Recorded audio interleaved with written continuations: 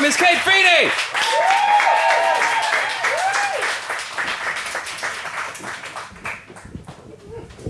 Thank you very much. I got to start my own woo back there. I was trying to be humble with it. I was like, woo.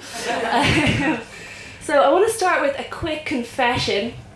I believe that we're supposed to be categorised into academics and comedians, and I am neither of those two things, so I am somewhere in the middle along the spectrum of factual and frivolous, in sort of no man's land, which is where consultants like to lurk.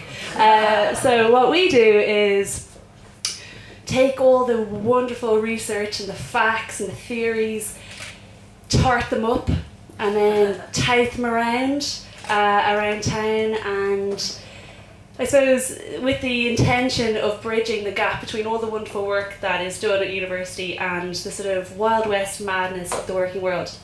So I work in organisational psychology, and effectively what we do is take personality psychology and hold a mirror up to people in workplace and go, do you think that's a bit mad what you're doing? Do you think maybe you're hurting people's feelings? Oh, don't do that. So the theme for this evening, I was told, is expect the unexpected. Is that right? So I was trying to think, do you think that humans are any good at expecting the unexpected based on kind of your own experiences? What would you say? No. Crowd interaction? No? No? No. No, not really. Yeah, you would be correct. So, I suppose the cool thing about humans, if you want to give ourselves a little gentle pat on the back, is that we, unlike any other species in your face, tigers and everyone else, we actually can project into the future. We can imagine what experiences might be like, which is pretty cool. You don't see any dolphins worrying about the 20% for their mortgages. But the downside is that we're really shit at the projections. So if I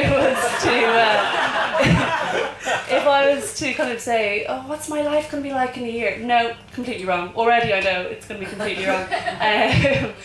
And what's nice about that in a way, and this is the research of Dan Gilbert, an American psychologist, what they found, his team have found, is that if this half of the room won the lottery, woo, go guys, yeah! You win the lottery tonight, and then you guys, I'm really sorry, but you end up in a wheelchair tonight, I'm sorry. In a year's time, both of you, you'll have an initial spike in happiness, you'll have obviously a drop in your happiness, but in a year's time, we all get back to effectively the same level. So I suppose the nice thing is, in terms of expecting the unexpected, you can't, I'm sorry, but you'll always kind of end up back at your baseline, which is also kind of nice, right? Yeah. Yeah? Woo, good feelings. I might be a priest after this. Try that out. Don't need any qualifications. Alright, so in terms of the work that I do, it's Did I just steal a Chandler joke?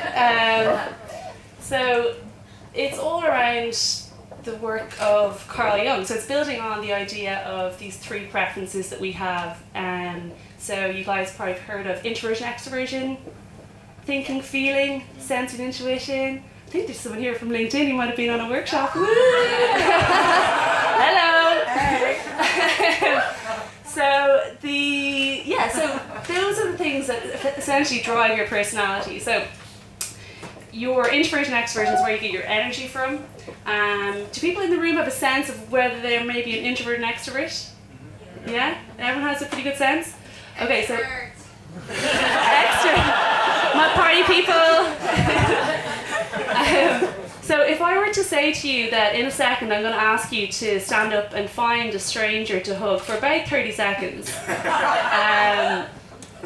I won't do it just now, but I'll come back to it.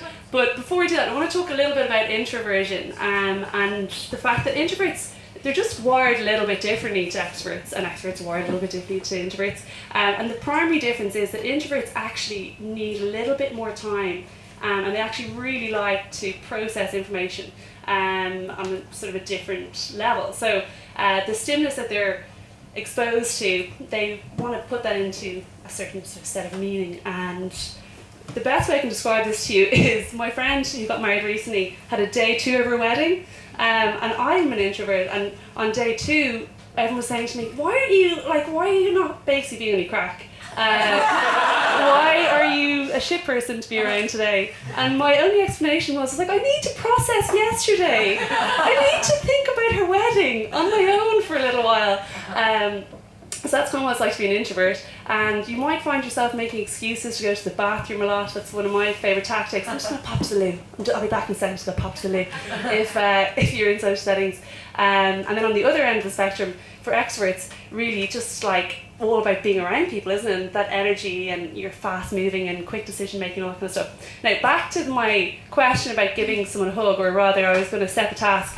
I'm not going to actually ask you to do that, but just to double check, see, anyone who said in their head, I'm going to guess are an extrovert. Because that sort of experience of going and hugging a stranger, if you're an introvert, is not going to set your life on fire at all. So that's a little quick test for you. And then to help you expect the unexpected, if you are an introvert, just give yourself that time to reflect. Give yourself your day 2 of the wedding to sit in the loo. And if you're an extrovert and you're feeling a bit low, you probably just miss people, you lonely bastard. Get out there and get chatting to people. You're probably missing people. The next, just last thing I'm going to tell you about personality and how you can expect the unexpected is around the way you take in and share information. So your sensation and intuition. Have you guys heard of this? Yeah. You've heard of this yet? Okay, so quick test to see what your preference might be.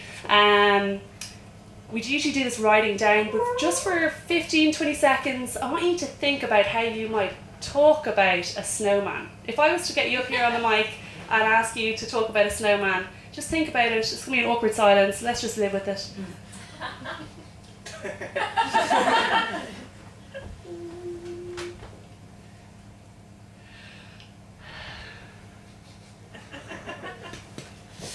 Okay, cool. So we're back in the room. Does anyone want to share what they thought about when they thought about what they'd say about a snowman? And that's a really weird question. I was like, it's made from 2 large pieces of ice that you pack together. One is larger, one is smaller. It has a little hat on its head, if you can find it. Yeah. There's 2 twiggy arms and a card poking out, 2 coal eyes, and 3 little coal buttons. Brilliant. Martha, isn't it? Yeah. Brilliant. Very descriptive, perfect. So it's actually how you'd make a snowman, so you saw it exactly as it is. Perfect. Did anyone have a different response? I was just going to say it's going to melt.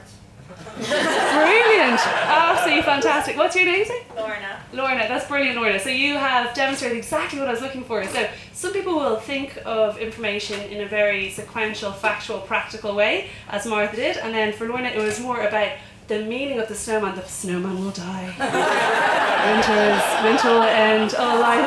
It's about the association. So if you have that second response about the snowman melting or a story about a snowman, you might have an intuition preference. You're very big picture. You like to connect the dots. Sensing preference, brilliant at actually working through information and making things very practical and logical. So to expect the unexpected, just be sure that if you're ever working with someone and you have the opposite preference, that you don't drive them mad with your big picture or your too much detail. So those are my kind of top tips for the expect the unexpected. Because we are to make self-awareness, I'll just finish on a quick self-awareness joke. The only one I have. What did the cheese say to itself in the mirror? Hello, me. Thanks, everyone.